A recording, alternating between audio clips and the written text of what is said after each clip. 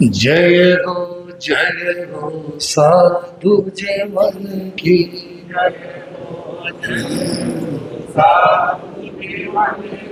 साधु जीवन की त्यागी जीवन की।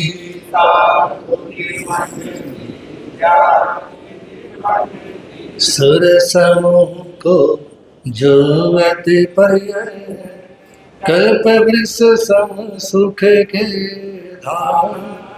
इंद्र पूज्य महावीर को करता हूँ शतनाथ। गुरुओं के गुरु भाग मानता करता हूँ मैं मन। जिनकी पावन कृपा से मिलता भौतम नाश घातम। निर्मल कीर्ति पावन उत्तम जिनका सदवाचा। महिमाशाली उत्तम संयम श्रेष्ठ विचार। परम सेवा भावी गुरुवर मेरे थे फकर सन्यासी गगन गुंजा दो जय का। गुरु प्रेम सुख की जय। गरीबों के मसीहा श्यामले जिन शासन परम सेवा भावी आराध्य सदगुरुदेव श्री प्रेमसु जी महाराज साहब के पावन पवित्र चरण कमलों में कोटिश वंदना अभिवंदना। मोक्षा विनाशी पुण्यवान आत्मा आपके समक्ष विचारा विभक्ति से पूरा कुछ पंक्तियां हैं, सुने मिलकर बोलने का भाव रखें। भजन की पंक्तियों में अपन विभिन्न अलंकारों के साथ जिस तीर्थंकर भगवान ने चातुर्मास की व्यवस्था प्रदान की उन्हीं को अपनी याद करेंगे। परम सेवा भावी परम विजय गुरुदेव चमत्कारी बाबा श्री प्रेम सुख जी, भोग चिंतामणि पारसनाथ, गौ तपस्वी पुष्री होशनाथ जी। नमस्कार तुमको महावीर प्यारे, नमस्कार तुम नमस्कार तुमको सिद्धार्थ दुलारे, नमस्कार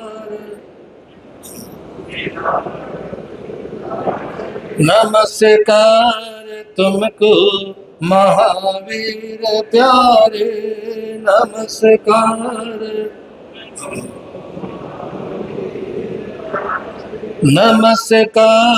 तुमको दया धाम जिनवर,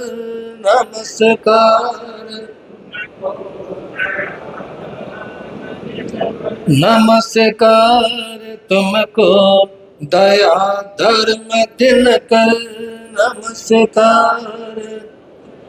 दया धर्म। नमस्कार तुमको जगत के उद्धारक,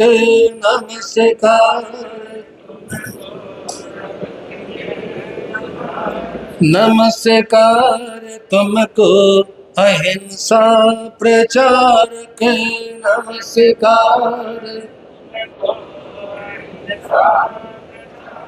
नमस्कार तुमको कपट क्रोध त्यागी,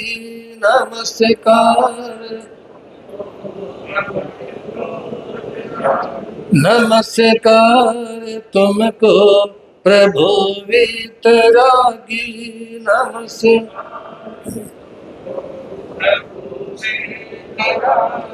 नमस्कार तुमको महावीर प्यारे,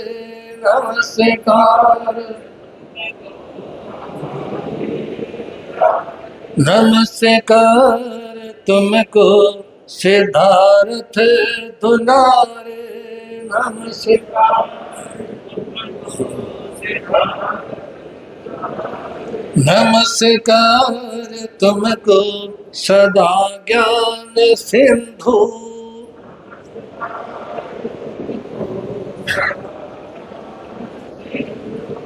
चौथवा स्थापना दिवस और तुम्हारी टूटी टूटी आवाज, तुम्हारे कमजोर हौसले नापसंद है। क्या है? नापसंद। चौथवा स्थापना हो और हौसले बुलंद ना हो तो स्थापना कैसे? आप अपने भीतर में जोश पैदा करें मास्क बंद करने का, अपने भीतर जोश पैदा करें अठाई करने का, अपने भीतर जोश पैदा करें प्रतिदिन प्रवचन सभा में समय करने का। किसी ने तिले ताले नहीं करने, जिसने करनी अठाई, जिसने करनी है, जिसने करनी है बोलो तो सही, अठाई या मास्क में। और उस समय भी बहुत है तो व्रतों के अमलों के करने का प्रयास करें, एक आसनों से बचें जितना संभव हो। और जोश होना चाहिए धर्म दान करने का। जितना आपके अंदर जोश होगा और उसके साथ में होश होगा उतना ही आप कामयाब होंगे। कभी जवाहरलाल नेहरू ने कहा था किसी निजाम को गिराना हो तो जोश की जरूरत है, किसी काम को बनाना हो तो होश की जरूरत है, लेकिन यदि कर्म काटने हो तो जोश भी चाहिए। और नमस्कार तुमको महावीर प्यारे।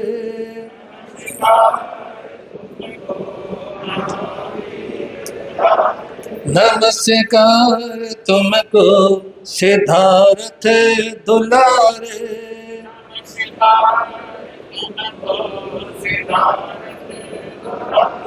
नमस्कार तुमको सदा ज्ञान सिंधु।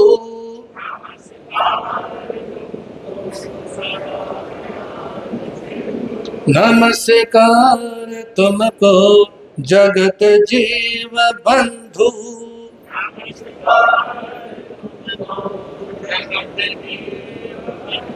नमस्कार तुमको अचलपुर के गामी। नमस्कार नमस्कार तुमको महावीर स्वामी।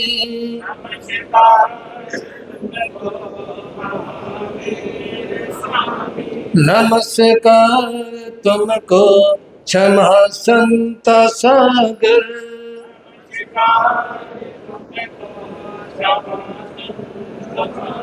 नमस्कार तुमको त्रिलोकी उजागर।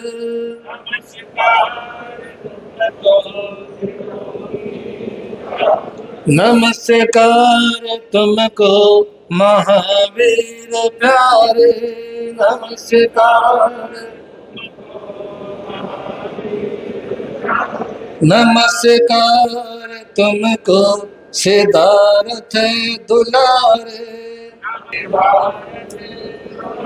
नमस्कार तुमको महावीर प्यारे।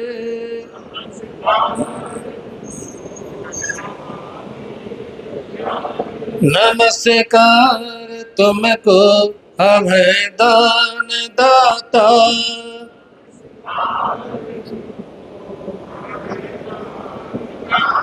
नमस्कार तुमको घट घट की ज्ञाता।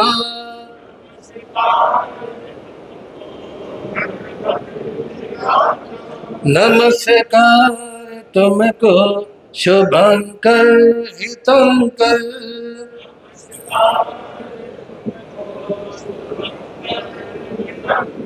नमस्कार तुमको चरम तीर्थंकर।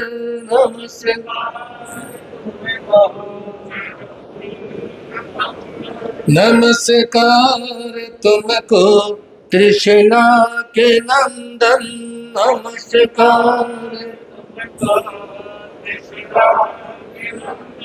नमस्कार कर जोड़ करता है चंदन नमस्कार,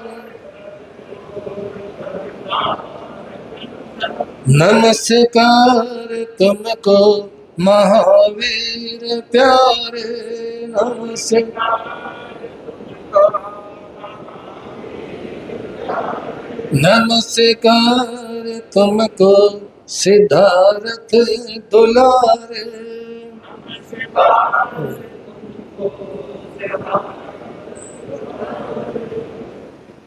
मोक्षा विलासी पुण्यमानाथ हूँ।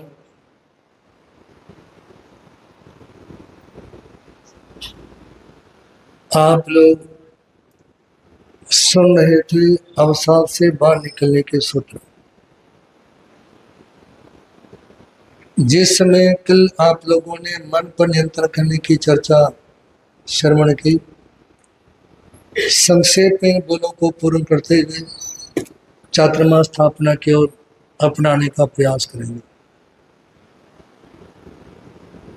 मन पर नियंत्रण करने के लिए जरूरी है समय की कदर करना।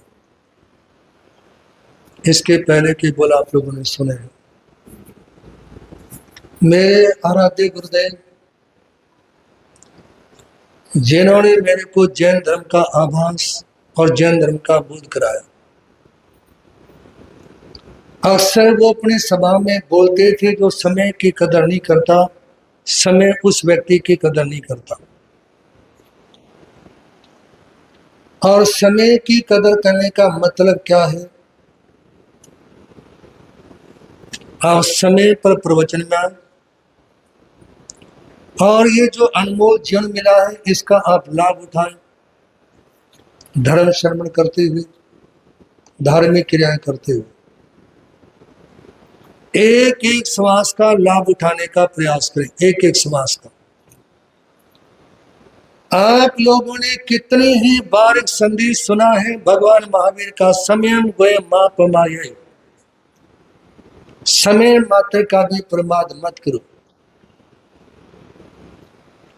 लेकिन सभा में बैठे हुए लोगों के चेहरों को देखते हुए मैं ये कह सकता हूं कि शायद आप लोगों ने आज तक इस सूत्र के ऊपर काम ही नहीं किया।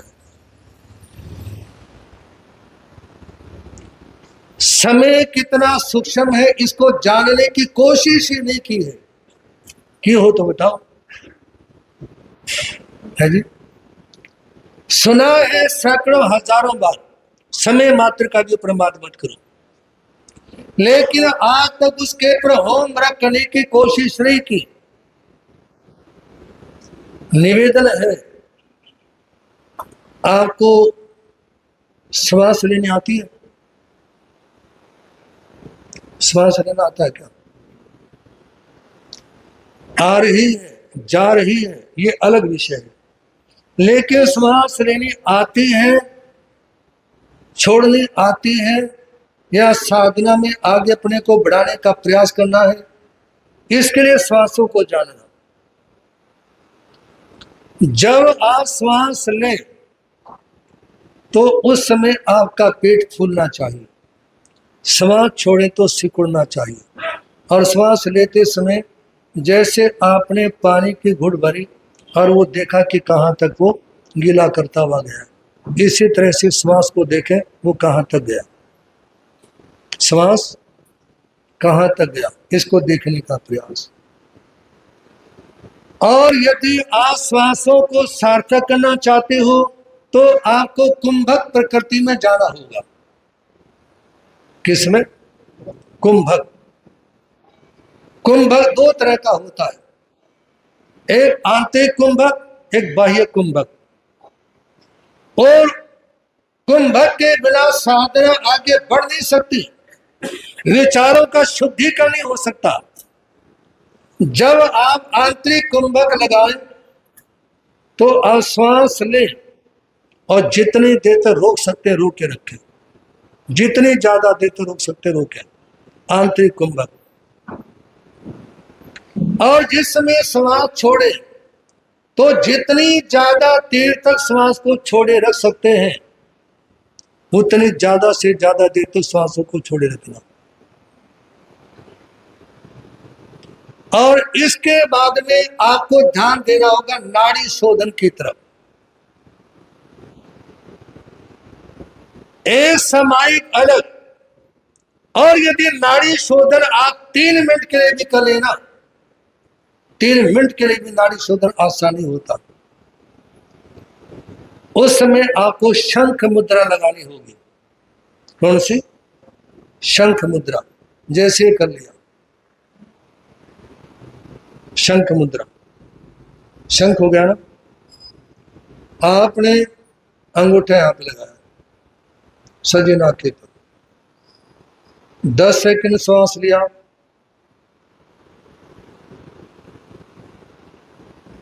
रोक लिया आंतरिक कुंभक, 20 सेकंड में इसको रोक के रखा, फिर 10 सेकंड में छोड़ना।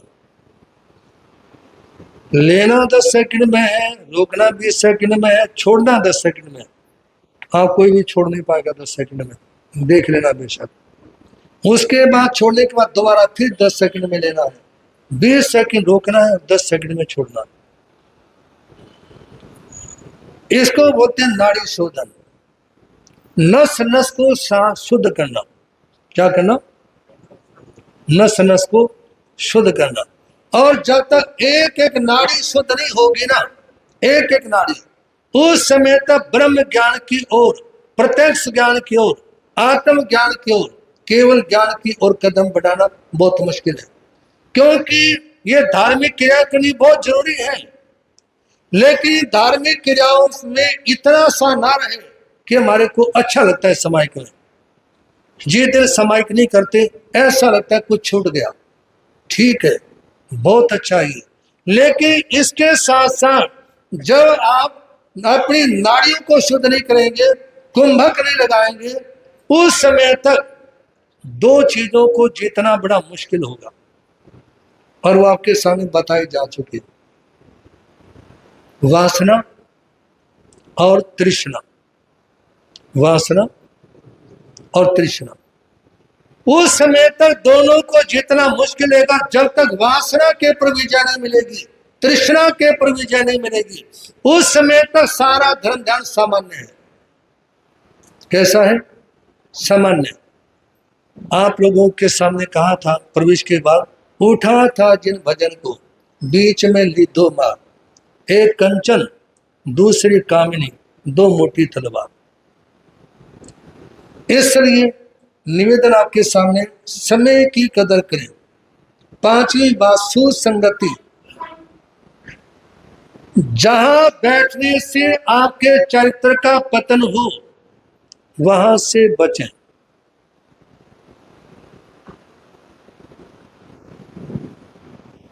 क्योंकि कहते हैं ऊंचे गिरे से जो गिरे मरे एक ही बार, चारित्र गिरे से जो गिरे बिगड़े जन्म हजार।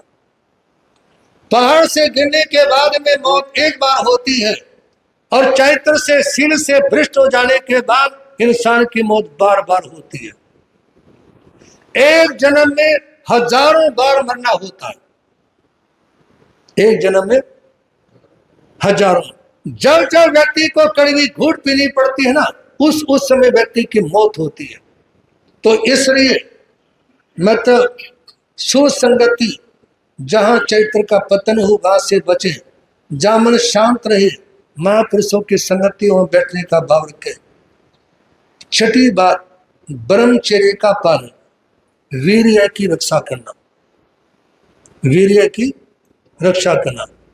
एक एक वीर्य की बूंद बड़े मेहनत से, बड़े प्रयास करने के बाद में समुत्पन्न होती है, और उसका संचार जिस समय सहस्रा चक्र की तरफ होगा ना, सुषुम्ना नाड़ी से, रीढ़ की जो हड्डी है ना, ये एक पाइप है। क्या है? और इसके बीच में से आने जाने का रास्ता है।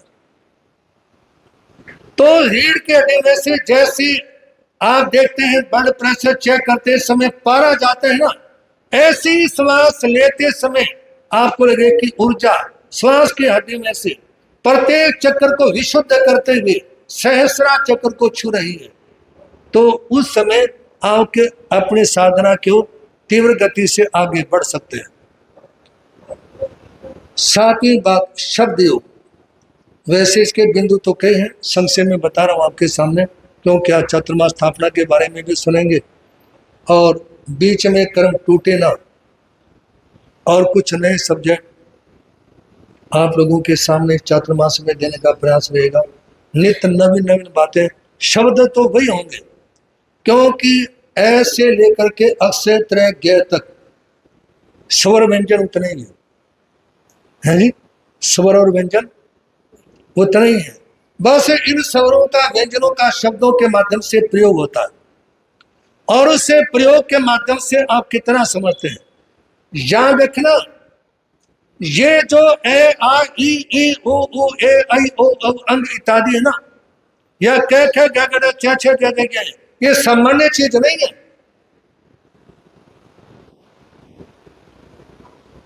आपने सुना नहीं होगा कभी, है जी, सामान्य चीज नहीं है ये इतनी गंभीर चीजें हैं, और आत्म कल्याण के लिए, अपनी आत्मा से जुड़ने के लिए ये स्वर और व्यंजन ऐसे अनमोल स्वर और व्यंजन है, जिनके बारे में आप ध्यान देंगे ना तो आप कहेंगे क्या ऐसा भी होता है,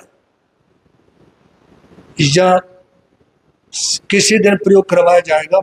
और प्रवचन में आते हो तो मेरे को ध्यान ना दे तो आप भी ध्यान दिलवा सकते हो, ठीक है ना, क्योंकि मैं सर्वज्ञ तो हूं नहीं। कोई बात कह दी भी आगे कहने का प्रयास रहेगा, हो सकता है स्मृति में ना रहे, और आपने किसी ने नोट कर रखी हो, ध्यान हो तो कह सकते हो, ठीक है ना। हम आपसे दूर नहीं और आप, हम आपसे दूर नहीं और आप क्यों झूठ बोलते हो। रोज सवेरे उठा के आता हूं मैं, फिर भी नहीं कह देता। जितने घरों में रोजाना में सवेरे उठा के आता हूं ना, यदि वो आ जाए ना स्थानक में, ऊपर नीचे दाएं बाएं, चाहे पड़ोसियों के घर भी भरो, इतने लोग हो सकते हैं, लेकिन लोग हैं नियम भी कर लेंगे, हाँ मारा जाएंगे, फिर ऐसे ही, और यही चीज चलता भी रहता है, चलना भी ऐसा ही चाहिए। संतों का तो काम है गली गली में शोर मचाना, ठीक है ना। अब वो जाग जाए उनका भी धन्यवाद, ना जागे उनके लिए शुभकामना। नमस्कार तुमको महावीर प्यारे,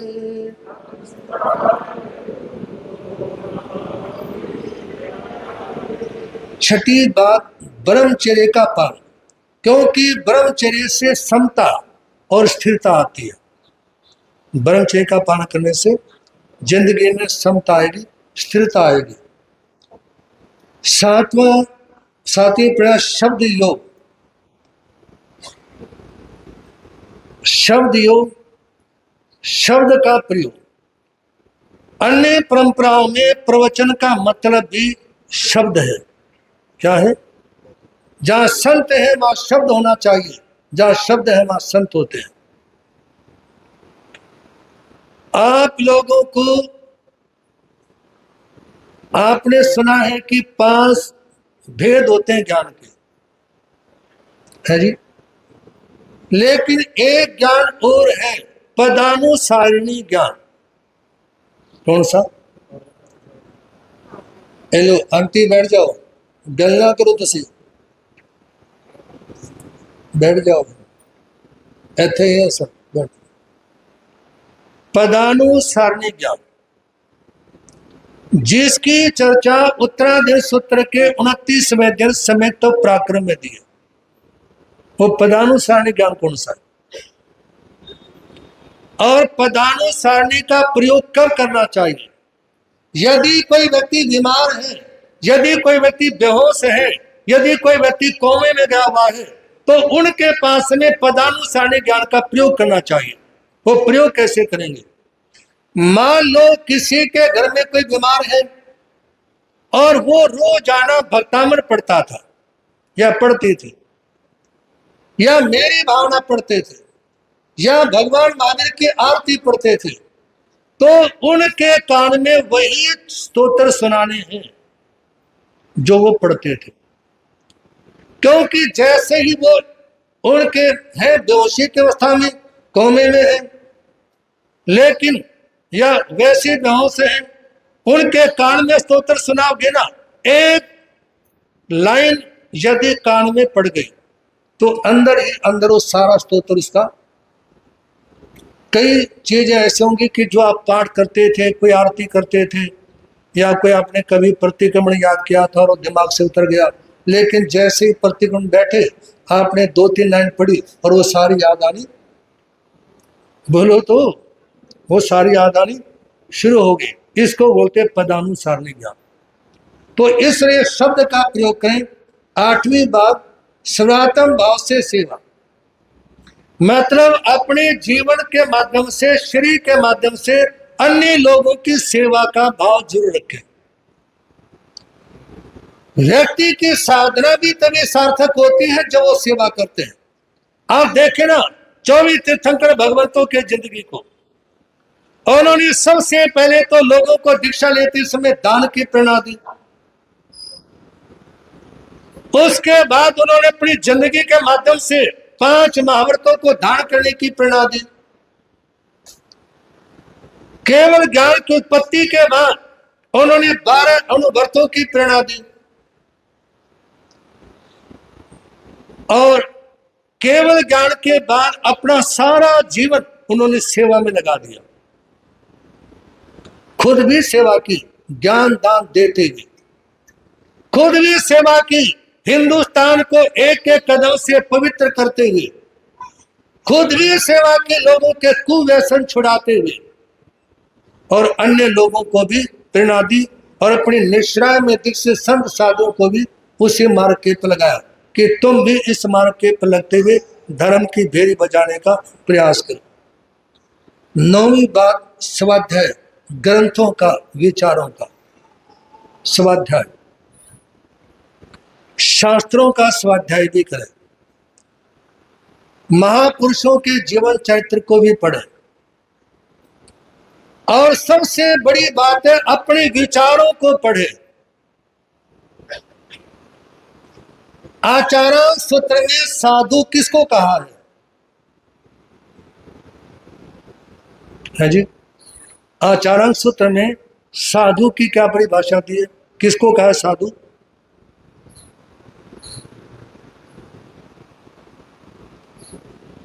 मनम प्रिय जाने से निगंते। आचार्य सूत्र में भगवान बोलते हैं पल पल क्षण क्षण मन में जो तरंगे उठ रही है ना, उन तरंगों को पढ़ने वाला निर्ग्रंथ है, संत है। मनम प्रिय जाने से निगंते, आचार्य सूत्र। जो पल पल आपके भीतर में विचार उठ रहे हैं, विचार तरंगे पैदा हो रही है ना, उनका अध्ययन करना। उससे क्या होगा? उससे क्या होगा कि एकदम आप बदल जाओगे। कैसे बदलोगे? जैसी प्रसन्न चंद्र राज ऋषि के बारे में सुना आप लोगों ने, मन हिंसा में था, विचारों को पढ़ रहे थे और पढ़ते पढ़ते एकदम जिंदगी बदल गई। जिसके नरकों की बात चल रही थी ना, उसके लिए आकाश में दुंदुभी बजनी शुरू हो गई। आकाश में, याद रखना, ये जितनी भी परंपराएं हैं, चाहे स्थानकवासी, तेरे पंथी, मूर्ति पूजा, दिगंबरी या अन्य परंपराएं, वैष्णव परंपरा, कोई लंबी चौड़ी बात नहीं। आप कैसे हो, किस परंपरा को मानते हो, कौन सी संप्रदाय को मानते हो, कोई लंबी चौड़ी बात नहीं। सबसे बड़ी बात है कि आप अपने विचारों से कैसे हो, है जी? आप अपने, जो प्रसन्न चंद्र मुनि साधना कर रहे थे मई जून के महीनों में, जंगल में जहां लू चल रही थी वहां खड़े हुए थे। आज के समय में कोई महाराज जी देखा खड़े हुए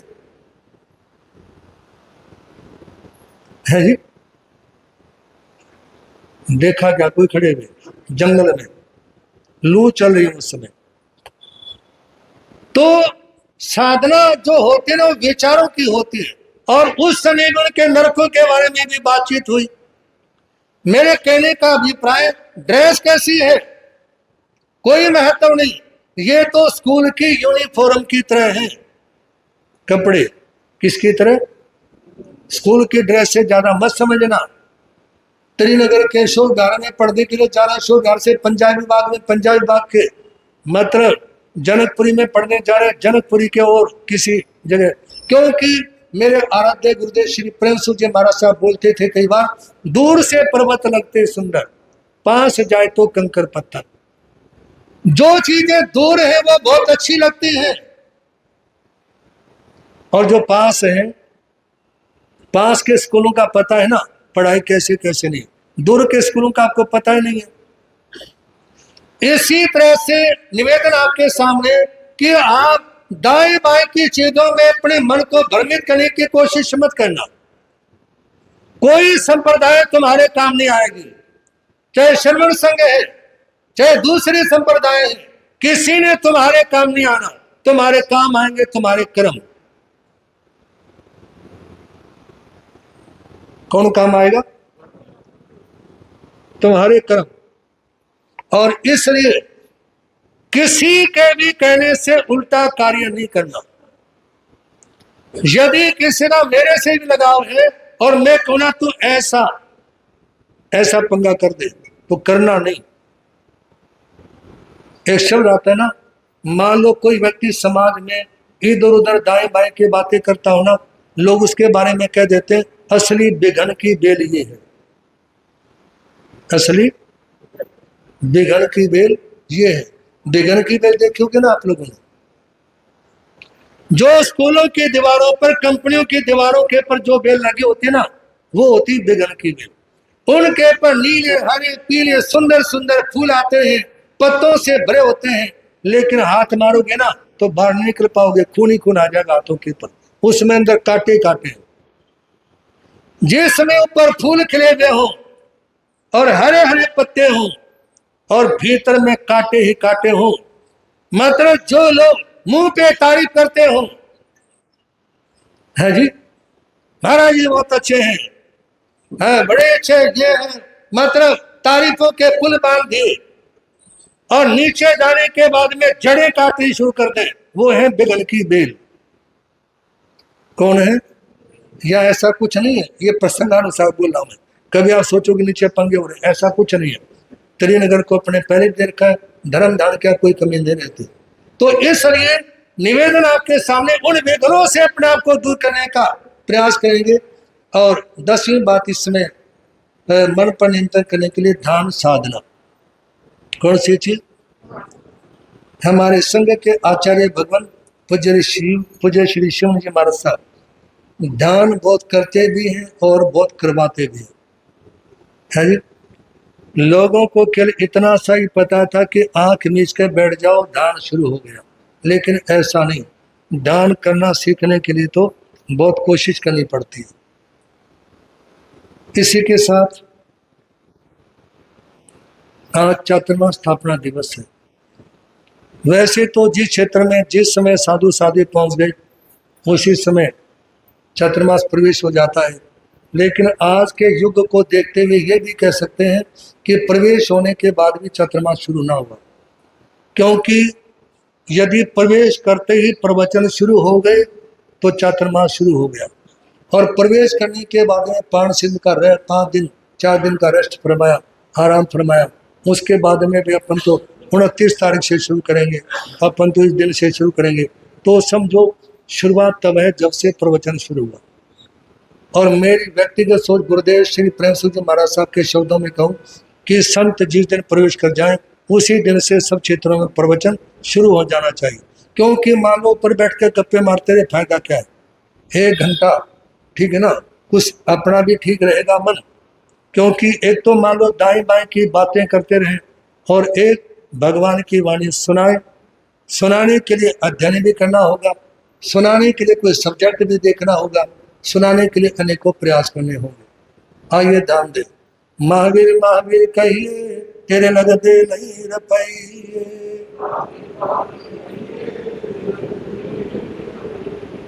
चातुर्मास करने की परंपरा शुरू से है आदिनाथ भगवान ऋषभ देव के समय से। और जब जब ये वर्षा ऋतु आती है, ठीक है ना, उस समय जीवोत्पत्ति ज्यादा होने के कारण चातुर्मास नहीं होते थे, मतलब चातुर्मास होते थे लेकिन विचर नहीं होता था। और आज के समय में एक तो चातुर्मास भी मतलब कई कई जगह हो जाते हैं। इस समय हम भी आगे और भी आगे टिप्पणी किसी के पर नहीं, क्योंकि आपके सामने कहा था मैं, अपने कर्म कर जाए उतने बहुत है, ठीक है ना। लेकिन आज दिल्ली में तो सारे रोड सूखे ही हैं, सारे रोड है जी। इतनी ट्रैफिक चलती है, इतने वाहन चलते हैं कि उस रास्ते से किसी समय जाओ सारा रास्ता फासू है। क्या है? सारा रास्ता प्रासुक है। और दिल्ली में तो चलने में वैसे भी ज्यादा दिक्कत नहीं है, क्योंकि सारी दिल्ली में मेट्रो बन गई ना। एक बार मेट्रो के नीचे पहुंचने के बाद में बरसात भी आ जाए ना, कोई दिक्कत नहीं, कई किलोमीटर तक जा सकते हैं उसके नीचे नीचे, ठीक है ना। बरसात में भीगने का भी डर नहीं है। लेकिन निवेदन है, चातुर्मास काल में एक जगह विराजने की स्थिति होती है। और चातुर्मास करते समय संत को भी ये सोचना होता है, साध्वी को भी, कि कहाँ चुमास करें। जहां लोग संपन्न हों, इसका मतलब ये नहीं कि गरीबों का विरोध है, क्योंकि चातुर्मास करने के बाद में बहुत सारे खर्चे होते हैं, आने जाने वालों की व्यवस्था। महाराज को कुछ नहीं चाहिए, लेकिन महाराज के पीछे जो लोग उनके लिए तो चाहिए ना कुछ। हमारे शिक्षा गुरु श्री जेपी त्रिपाठी बोलते थे कि घोड़े में इतना वजन नहीं होता जितना घोड़े की पूंछ में होता। घोड़े में उतना वजन नहीं होता जितना उसकी पूंछ में होता। मतलब महाराज के इतने खर्चे नहीं होते जितने महाराज के पीछे खर्च होते। तो इसलिए जहां श्राव समाज संपन्न हो, जहां पर चातुर्मास वहां करें जहां परठने इत्यादि की सुविधा हो। और दिल्ली में परठने की कोई सुविधा नहीं है दिल्ली में। अब कई लोग कह देते कि महाराज जी हम जा रहे थे रात में, कोई संत जा रहे थे परठने के लिए, कोई साधु जा रही थी परठने के लिए, तो उस बारे में मेरी कोई टिप्पणी नहीं है। लेकिन निवेदन इतना है कि स्थानक में ही परठ लें तो ज्यादा ठीक है। क्योंकि यदि रास्ते में लघु शंका डाल दी, पेशाब डाल दिया रास्ते में, ठीक है ना, तो छेद सूत्र में उल्लेख आता है, रास्ते में लघु शंका डालने से, एक बार डालने से उनको 3 दिन के तेले का दंड आता है, रास्ते में डालने से। छेद सूत्र में उल्लेख है, क्योंकि रास्ते में लघु शंका डालेंगे, उसके पर चींटी आएंगी, मकोड़े आएंगे उसके गंध से आकर्षित होकर, और लोगों की दौड़ती हुई गाड़ी उनको कुचलते हुए, हाँ जी, लोगों की गाड़ियां कुचलते हुए निकल जाएंगी। और यदि परठना किसी को स्थानक में नहीं जाना, तो आजकल जगह जगह सरकार ने कूड़ेदान रखे हुए हैं, जिनके पर लिखा हुआ है प्लीज यूज में, मेरा प्रयोग करें, वहां डाल के आ जाए, दाएं बाएं ना डालें। और आप लोगों की आदत डालने की इतनी ज्यादा खराब है, इतनी ज्यादा खराब है। सवेरे मैं तो जाता हूं तो कोशिश रहती है मास्क लगा के ही जाऊं। सारी गलियों में सड़ान मची रहती बुरी तरह से। लोग अपने घरों का गंद फंद उठाते हैं और सारा गलियों में फेंक देते हैं, है जी।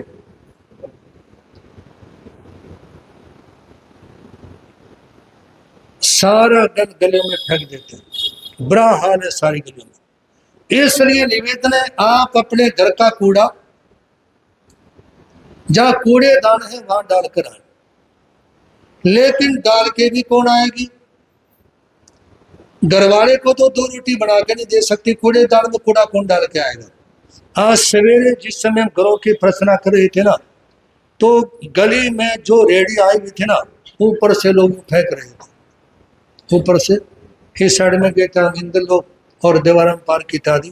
तो इन स्थितियों को समझे। गली में सब्जी वाला आ जाए, दूध वाला आ जाए, ऊपर से छीका लटका देंगे, नीचे जाके नहीं ले सकते। मतलब हाथ हिला के राजी नहीं कोई।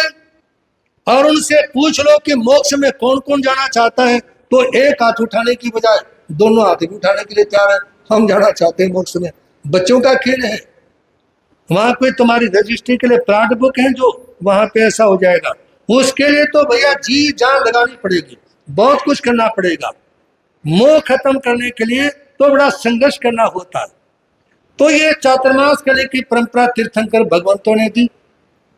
और इसके लिए मतलब जहाँ दवाई सुलभ हो, जहाँ आहार पानी सुलभता से मिलता हो, और आहार पानी सुलभता से वहां मिलेगा जो शराबी का होगी। क्या होगी? एक तो मान लो महाराज जी को डर के मारे कहना पड़ेगा बहुत बढ़िया शराबी का है, ठीक है ना, चाहे उसकी आंख नहीं खुलते हो घर पे जाने के बाद, है जी? उसको ये नहीं पता हो कि महाराज जी हमारे मोहल्ले में आएंगे, हमारी गली में आएंगे, लेकिन कहना क्या पड़ेगा, सुशराबी का, है जी? एक बार एक महाराज जी कुछ दिनों तक किसी के घर पे नहीं गए, पुरानी बात है ये बात मेरे ख्याल से पुरानी 30-35 साल पुरानी, ठीक है ना। यहाँ पे तपस्वी जी महाराज साहब विराजमान थे, और चरणों में पूज्य श्री प्रेम मुनि जी महाराज साहब, धर्म मुनि महाराज साहब विराजमान थे। एक घर में नहीं गए क्योंकि आते नहीं थे, कभी जाते थे घर पे तो आर तैयार नहीं होता था। देखो तो आए महाराज जी, आ गए तो महाराज जी सोचा इसके घर पे पैर तुड़ाने का फायदा क्या, ना प्रवचन में आना, ना गोचरी तैयार मिली, गोचरी ना भी मिलो कोई बात नहीं, प्रवचन में तो आओ कम से कम। तो उसने तब से जी महाराज जी को शिकायत कर दी, आपके चेले प्रवचन, आपके चेले हमारे घर पे नहीं आते। तब से जी महाराज जी ने कहा, धर्म मुनि महाराज साहब आप उनके घर पे नहीं गए? कहा गुरु महाराज जाता हूँ, कभी कथा में नहीं आती, घर जाओ गोचरी नहीं मिलती। उस दिन महाराज जी का 2 दिन का पारना था। किसका? धर्म मुनि महाराज जी का। तब से जी महाराज का जाओ उसके घर पे, आज गोचरी के लिए जाना। अब वो तो पक्की थी सोने में, ना उसे हड़ बनाना था, ना कथा में आना था, पक्की थी अपनी बिल्कुल। अब महाराज जी 2 किलोमीटर दूर उसका घर लाइन पार गए महाराज जी, और साथ में जाने वाले भाई ने गेट बजाया, ऊपर गए महाराज जी, हाय 11:30 हो गए। कितने बज गए? 11:30 बज गए। और महाराज जी को देख के कहते मेरी तो किस्मत फूट गई। महाराज जी कहेंगे तेरी तो ठीक है, मेरी फूट गई किस्मत। तेरी किस्मत तो ठीक है, तू तो आराम से सोई पड़ी है, तेरे घर पे ना हो तो हमारे गुरु जी के पास शिकायत करने के लिए पहुंच जाती है, और तेरे घर पे हो ना तूने उठ के प्रवचन में आना, ना तूने गोचरी बनानी, तेरे को तो एक बार जरा सा मुंह फुलका दिया, मेरी किस्मत फूट गई है, आराम से बेड पे सोई पड़ी, तेरी कहाँ फूट गई। लेकिन निवेदन यह है कि शराबी का वो है जिसको पता लग जाए कि संत हमारे साइड में आएंगे, साधु हमारे साइड में आएंगे, और जो इंतजार में बैठी हो ना वो शराबी का है। सुन लियो ना, कौन है शराबी का? जो इंतजार में बैठी हो वो शराबी का है। और जो इसको ये नहीं पता कि संत आएंगे, साधु आएंगे, और घर जाने के बाद भी मुश्किल से उठाने के बाद भी जिनकी आंख ना खुले, उठाने के बाद भी जिनकी आंख ना खुले, वो क्या श्रावक और क्या शराबी का। इसलिए जहां श्रावक समाज की सारी व्यवस्था हो, दवाई की, पानी की, आहार की, और लोगों में दान देने की प्रवृत्ति हो, लोग स्वाध्याय करके राजी हो, प्रवचन में आने की इच्छा रहती हो, ये सारी विशेषताएं जिन क्षेत्रों में हो, तो वहां साधु को क्या करना चाहिए? वहां चातुर्मास करना चाहिए। और हिंदुस्तान में 3 संस्कृति हुई है, 3 संस्कृति है हिंदुस्तान की। जैन संस्कृति, बौद्ध संस्कृति, वैदिक संस्कृति। बौद्ध परंपरा में भी चातुर्मास करने की व्यवस्था है, वैष्णव परंपरा में भी चातुर्मास करने की व्यवस्था है, और जैन धर्म में भी चातुर्मास करने की प्रेरणा दी। और ये जो मुंह पत्ते लगाने का प्रावधान है ना, ये जैन समाज में तो प्रावधान है ही, लेकिन जैसे मानो स्थानकवासी समाज में लगाते, तेरहपंथी लगाते, मूर्ति पूजक समाज में लगाते, लेकिन चाहे दिगंबर समाज है, उनके लिए भी मुख वस्त्रिका लगाने का प्रावधान है। एक ग्रंथ आता है अष्टपाहुड। कौन सा ग्रंथ? अष्टपाहुड ग्रंथ है। उसमें लिखा है कि मंदिर में यदि प्रक्षालन करने के लिए गए तो बिना मतलब उनको मुंह पत्ती के खुले मुंह प्रक्षालन नहीं करना। खुले मुंह क्या नहीं करना? प्रक्षालन नहीं करना। और जो महाराजा भर्तृहरि ने जिस समय संन्यास लिया ना, जो नाग परंपरा है, उसके अंदर भी मुंह पट्टी लगाने का प्रावधान है, लेकिन वो कपड़े की मुंह पट्टी तो नहीं, वो लकड़ी की मुंह पट्टी लगाते हैं। किसकी? लकड़ी की मुंह पट्टी। जैसे यहाँ धागा है तो उसी तरह से लकड़ी में एक सुराख हो जाता है, जिसमें से धागा निकाला और उसको लगा दिया। ये परंपरा चातुर्मास काल की रही है। और चातुर्मास का सबसे बड़ा फायदा लोगों को होता है, संतों को नहीं। संतों ये सोचते हैं चातुर्मास जल्दी से जल्दी पूरा हो और आजाद पंछी की तरह घूमे चारों तरफ, रोज नए क्षेत्र, नए घर, नए लोग। ठीक है ना? ये चातुर्मास तो संतों के लिए बंधन होता है। क्या होता है? लोगों की मौज, संतों का बंधन, सत्यों का बंधन। क्योंकि जिनकी रोज रोज घूमने की आदत हो ना, उनको एक जगह बैठना पड़ जाए तो बड़ा मुश्किल काम होता है। इसलिए जैसे ही चातुर्मास उठता है ना, संत मुस्कुराते हैं, लोग रोते हैं। है जी? जब चातुर्मास उठता है, विहार होता है, तो सब मुस्कुराते हैं और भाई और माता बहने महाराज जी की तरफ देख देख के रोते हैं। और उनको रोते देखेगी महाराज जी हंसते हैं, उनको रोते देखेगी महाराज जी हंसते हैं। और हंसते साथ वो ये कहते हैं कि भाई 4 महीने तुमने सीखा क्या? यदि यार करते समय रोना ही था तो सीखा क्या? लेकिन ये 4 महीने लोगों का फायदा इसलिए है, उसमें लंबे समय तक सुनने का मौका मिलता है। कई बार ऐसा होता है कोई सब्जेक्ट शुरू किया और वो सब्जेक्ट पूरा नहीं हो पाया, प्रस्थान हो गया, विहार हो गया। लेकिन चातुर्मास में तो कई आगम भी पूरे हो जाते हैं। पूरे पूरे शास्त्र की वाचनी भी चातुर्मास में हो जाती है और लोगों को उसका लाभ मिलता है। तो इसलिए चातुर्मास काल में आप लंबे समय तक श्रवण करेंगे। और ये ध्यान रखें, चातुर्मास सबके बाद 4 महीने से भी 5-4 दिन कम का है। ठीक है ना? क्योंकि 2.5 थे ना, जेठ जेठ लगा लो, जेठ जेठ जाट है, तुम्हारे को याद है, हमारे को जेठ का पता नहीं, देवर का पता नहीं। ठीक है? तो कौन से दो जेठ 2 थे, तो जेठ 2 है। ठीक है ना? तो उसके कारण चातुर्मास कितने दिन का है? कम है, 5-7 दिन। मेरे कहने का अभिप्राय ये मत सोचना कि चातुर्मास बहुत लंबा है। इसलिए जितना ज्यादा धर्म दान किया जाए, ज्यादा से ज्यादा लाभ लेने का प्रयास करेंगे।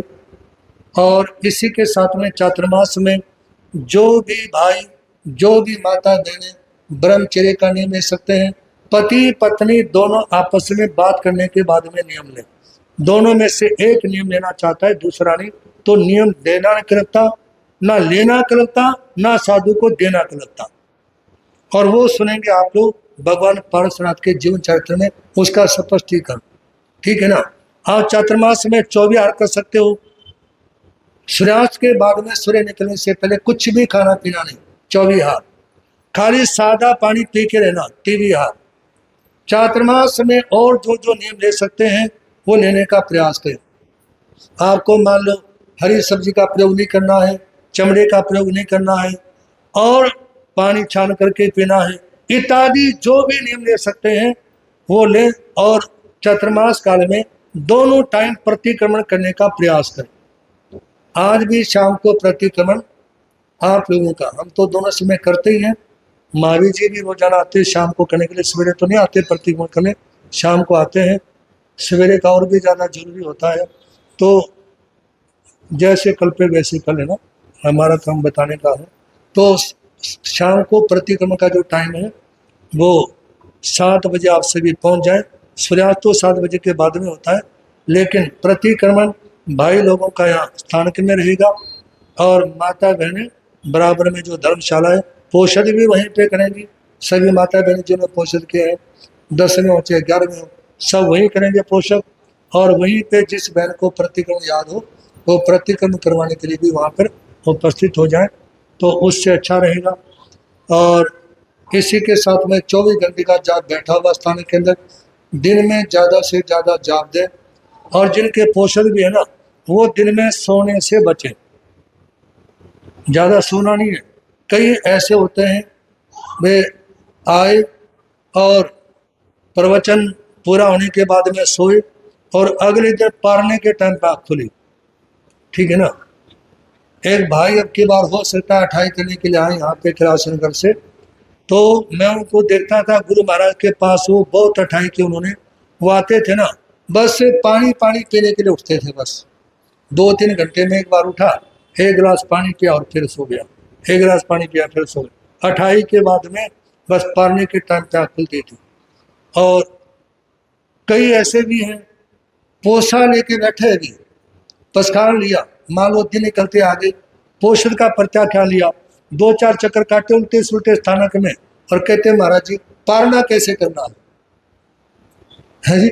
अभी आधा घंटा भी नहीं हुआ पोषण शुरू किए और पारने की टेंशन हो गई। हमारे गुर्ज का चमासा था सोनीपत शहर में, एक भाई थे पवन जैन, कहाँ के थे वो नहीं बताऊंगा आपके सामने। तो उन्होंने रात में मेरे दोनों पैर पकड़े हिला दिए 2 बजे के आसपास की बात। मैं कहा भाई क्या बात हो गई? कहते जी मैं सपना देखा और जाग गया, उसका फल बताओ। मैं कहा मुझे याद नहीं, रात के 2:30 बजे गए है जी, बोलो क्या सपना देखा?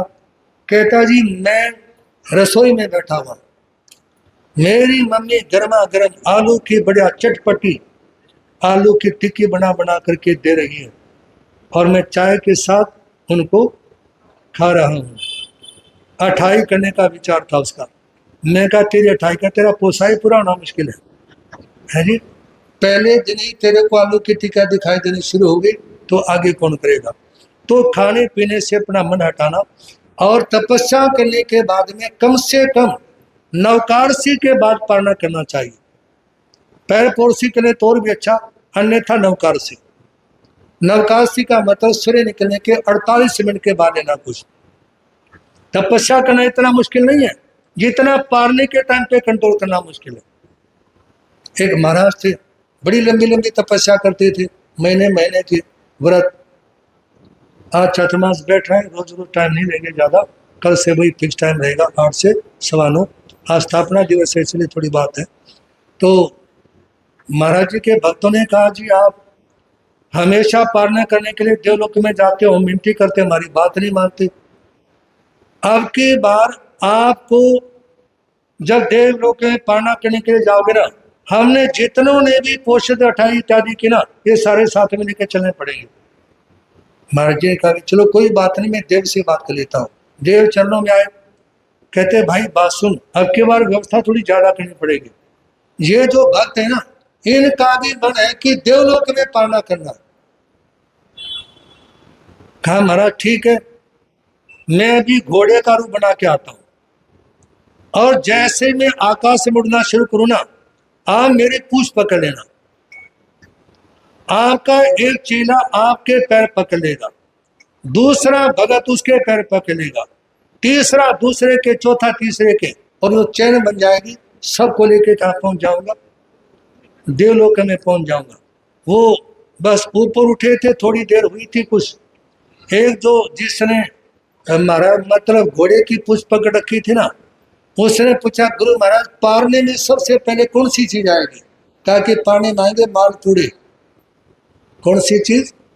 मालपुड़े। कहा कि मालपुड़े कितने बड़े बड़े होते हैं? हाँ जी, गुरु ने अपना घोड़े की पूंछ तो छोड़ दी, कहा कितने बड़े बड़े, और वो सारे ढलान से, किसी का टांग टूटी, किसी का हाथ टूटा, किसी के पैर टूटे, सारे धड़ाम से जमीन के ऊपर। तो इसलिए क्योंकि जो पारने के टाइम पे शांति रखना बहुत मुश्किल होता है, इसलिए नवकारसी के बाद पारना करने का भाव रखें। चातुर्मास शुरू हो चुका है, कल से आप बढ़ चढ़ करके आए। और यहाँ से पंजाबी बाग भी दूर नहीं है, शास्त्री नगर भी दूर नहीं है, और मेरा पंजाबी बाग वालों से भी और प्रेम नगर वालों से और शास्त्री नगर वालों से निवेदन है, आप सभी नित्य प्रति प्रवचन में आकर के धर्म लाभ लेने का भाव रखें। और यदि मेरे को त्रिनगर में मेरे हिसाब से ड्यूटी देने वाले 2-3 भी ढंग के मिल गए ना, उसके बाद ये भी हो सकता है पंजाबी बाग और उसके लिए मैं फरसना के लूँ, शास्त्र नगर भी फरसा जा सकता है, मुश्किल कुछ नहीं है, ठीक है ना। इसलिए मैं भी राउंड मार सकता हूँ किसी दिन, और मेरे साथ में जो संत हैं ये भी राउंड मार सकते हैं, कोई मुश्किल काम नहीं। तो इसलिए आप लोग बराबर अपना पूरा पूरा ध्यान रखेंगे। शास्त्री नगर वाले भी सारे आए और पंजाबी बाग वाले भी, और त्रिनगर वालों से भी निवेदन है, वो भी सब बढ़ चढ़ करके धर्म लेने का भाव रखेंगे। और इसी के साथ टाइम तो हो चुका है, लेकिन एक चरित्र आप लोगों के सामने प्रारंभ किया गया, बस 2-4 मिनट आप लोग क्षमा करेंगे। बंदे तूने जन्म जग में बड़े पुण्यों से पाया है, ओ बंदे तूने जन्म जग में बड़े लाभ तू उठा ले इससे, हीरा हाथ में आया है, लाभ तो उठा ले इससे, हीरा। ओ बंदे तूने जन्म जग में बड़े पुण्यों से पाया है, बंदे तूने जन्म जग में बड़े लाभ तो उठा ले इससे, हीरा हाथ में आया है, लाभ तो उठा।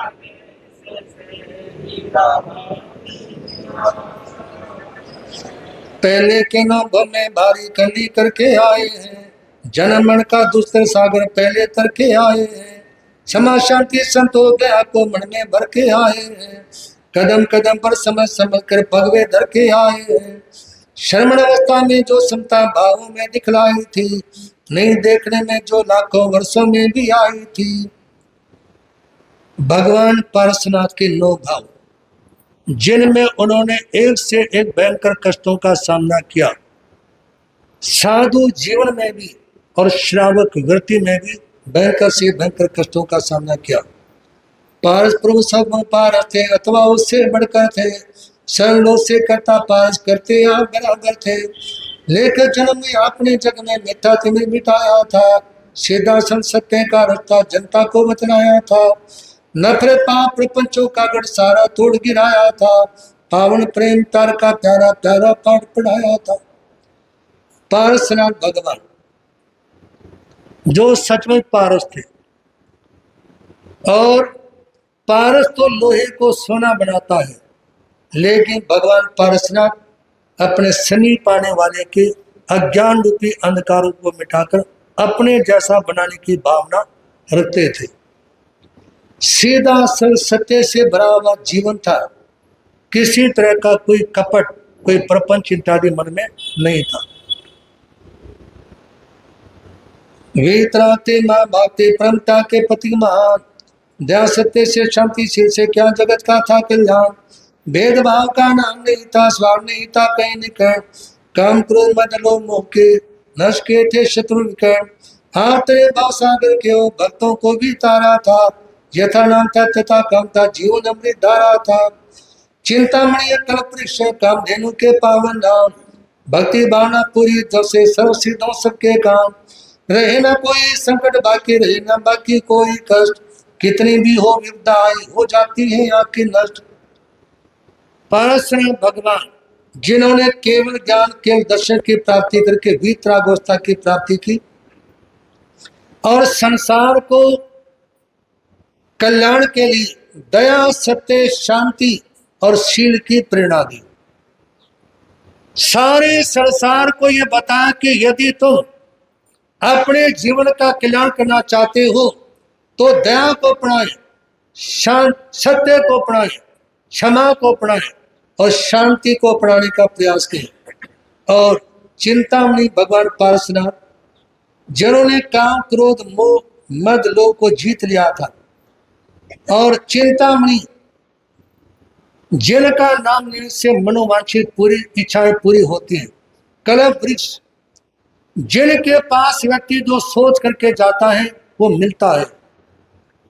और मैं तो आपको अपने जीवन के छोटी सी बात बताना चाहूंगा। जैसे ध्यान करते हैं तो कहीं पे दान करने के लिए चक्रों के बारे में लिखा होता है। वे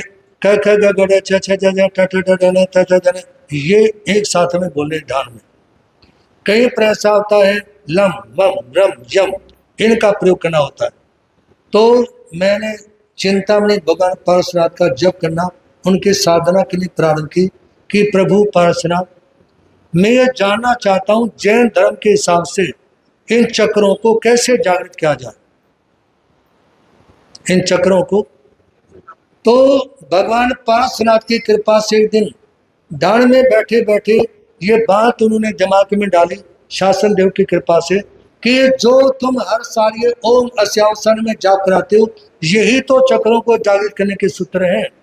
इस समय मूलाधार चक्र से ओम, स्वाधिष्ठान चक्र से ए, मणिपुर चक्र से सी, ओम ए सी, और अनाहत चक्र से आ, विशुद्धि चक्र से ऊ, और दर्शन केंद्र से सा, सहस्रा चक्र से नम। ओम स्यावसानमः। कहा कि यही तो चक्रों को जागृत करने का तरीका है। और जो उन्होंने कृपा की, अन्य चक्र जैसे सारे जितने भी लोग हैं इस समय 7 चक्र ही प्रसिद्ध हैं, लेकिन प्रभु पार्श्वनाथ की कृपा से महसूस हुआ कि चक्र कुल मिलाकर के 12 हैं और 13वां चक्र है अरिहंत अवस्था में पहुंचने का। 13वां चक्र जिन्होंने पुस्तक लेनी हो वो दान के लगभग 22 के करीब उस समय प्रयोग है, जो समय समय पर आप लोगों के भी करवाने का प्रयास रहेगा। उन चक्रों की तरफ ध्यान देंगे जिनकी महिमा का चंद्र पार में पाया जाता है, थोड़े में ही जीवन उनका अब बतलाया जाता है। सर्वप्रथम मैं 9 भाव पहले के बतला दूंगा, 10वें भव की कथा वर्ण विस्तृत पीछे तुम्हें सुना दूंगा। हर एक भाव का वर्णन सुंदर भारी शिक्षा वाला है, मिट जाता मिठा तो मातम छा जाता उजियाला है। उजाले में हम सब अपना सही पन पा सकते हैं, जन्म मरण के कष्ट मिटाकर श्रीपुर में जा सकते हैं। ऐसी प्रभु पार्श्वनाथ जिनकी महिमा ना गाई जा सकती और ना बताई जा सकती, उनके पहले के 9 भाव आप विस्तार से सुनेंगे और प्रत्येक भाव में सुंदर सुंदर अनमोल शिक्षाएं हैं उनके जीवन से लेने के लिए।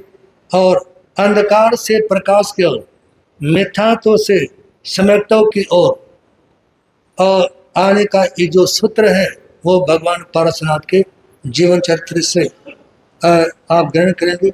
आने वाले इसी रविवार को मेरा प्रवचन का विषय है युवा शक्ति जागो जागो। जय बोलेंगे शरमण भगवान महावीर स्वामी चिंतामणि पार्श्वनाथ भगवान की। महापंजाब प्रवर्तन बाल ब्रह्मचारी दादा गुरुदेव स्वामी श्री भागमल जी, वेखु दादा गुरुदेव स्वामी श्री फूलचंद जी, अर्धसावधानी पूज्य गुरुदेव शीतलोक चंद जी महाराज, परम सेवा भावी परम पूज्य गुरुदेव चमत्कारी बाबा श्री प्रेम सुख जी, वर्तमान आचार्य सम्राट पुष्य श्री मुनि जी महाराज। बोलिए श्री जैन धर्म की पंच परमेष्टि नवकार मंत्र भगवान की, संसार के सभी महापुरुषों की, भगवान महावीर स्वामी का संदेश, तपस्वी पुष्य होशलाल जी महाराज। श्री चतारी मूलम पर्यंता मूलम सिद्धा मूलम सामूलम गरीबंदो धम्मा मूलम चतारी लोतमारियंता लोतमा सिद्धा लोतमा सालोतमा केली पणतो धमुलुतमा चतारी शनम भोज्यामि रंते शनम भोज्यामि सिद्धे शनम भोज्यामि साहु शनम भोज्यामि केली पणतो धम्मा शनम भोज्यामि हरियंतो का शरणा सिद्धों का शरणा साधुओं का शरणा दया धर्म का शरणा, ये 4